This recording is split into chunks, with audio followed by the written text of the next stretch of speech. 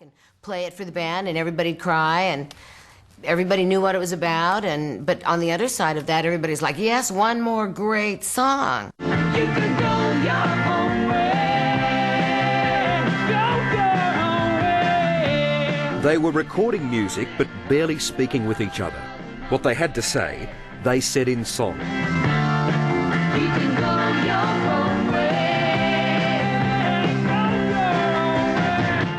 It was Lindsey Buckingham who wrote Go Your Own Way, an anthem for the band's turmoil. You can go your own way. All of that fueled the music.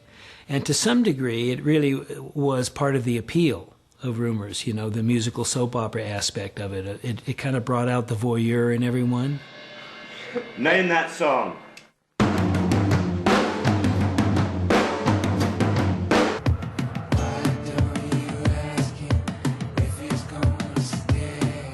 There was more to come in the Fleetwood Mac saga.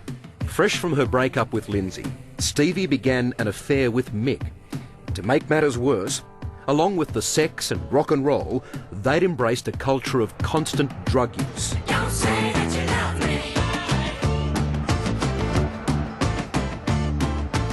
How deep and how heavy were your indulgences? As deep as they could get. I mean, the only blessing was I never took anything, quote, in the opiate area, ever. Thank God. Booze and cocaine. More booze, more cocaine. And that was me for a long time. For us, it was basically, you know, brandy, cigarettes, pot, and Coke. And that was just the wicked little circle, rat's wheel, I call it, that everybody was on, you know. You'd do some Coke and you were nervous, and then you'd smoke some pot, and then to calm down, you were too stoned, and then you'd, you know, do some more Coke to wake up, and then you'd have a drink because you were too nervous, and then, you know, it was just, you know, it was just a nightmare. A nightmare that lasted 10 years before Stevie finally checked into America's most famous rehab clinic. I decided in 1985 I went to Betty Ford, which is the Army. Betty's Army. This is not celebrity rehab. This is hardcore rehab. There's nothing fun about it. It's not a spa. What was the wake-up call for you? When did you realise this is too much? I had a very dangerous little hole in my nose, and it could have really threatened my voice. The fallout continued. Lindsey Buckingham quit, not returning for 10 years, and Christine McVie walked away forever. But for Mick Fleetwood, the spirit of his band never died, and the journey is far from over.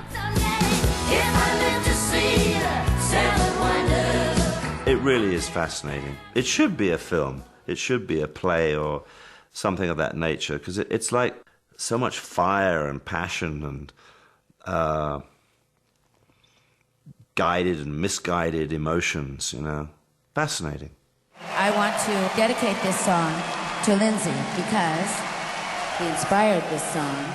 And so the soap opera goes on. Well, I've been afraid of changing 'cause They're back together, heading to Australia later this year. I'm getting older too. Stevie and her ex-lovers on stage, playing all their classics. An incredible musical legacy of those turbulent times. It's still a great band. You know, what can you say? I mean, under the worst of circumstances, it's still an extraordinary group of people whose chemistry transcends the individuals, and that's what we were and still are. What about Lindsey? What's your relationship with Lindsey? Well, he's not my best friend. And never will be, because we were those kind of lovers, you know, and when we broke up, it was awful, and it was nasty and bad, and so we can never really be good friends. We care about each other very much, but we don't hang out. What's your relationship today with Mick? We're best friends. We're still going to be watching movies and hanging out in Maui when we're 90. She described you as her best friend forever. Yeah. It's a good thing. That's a nice place to be in. Yes.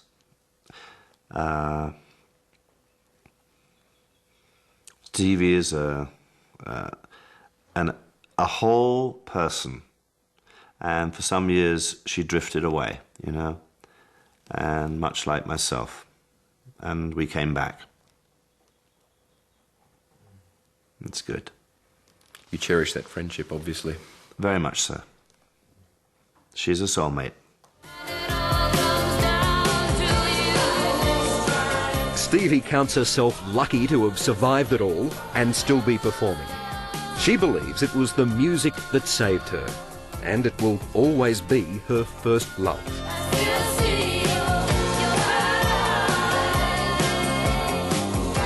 Is there room in your life right now for love, or is it hard to be a Mr. Stevie Nicks? It is hard. It's very hard to be Mr. Stevie Nicks. And so right now, my relationship really is with my work. And I'm always busy and I'm never bored, and I have a dog. So it's what I wanted. My life is what I wanted. And the best thing is that I'm not going to die a drug addict, and I am going to die someday a very happy artist who did everything that she wanted.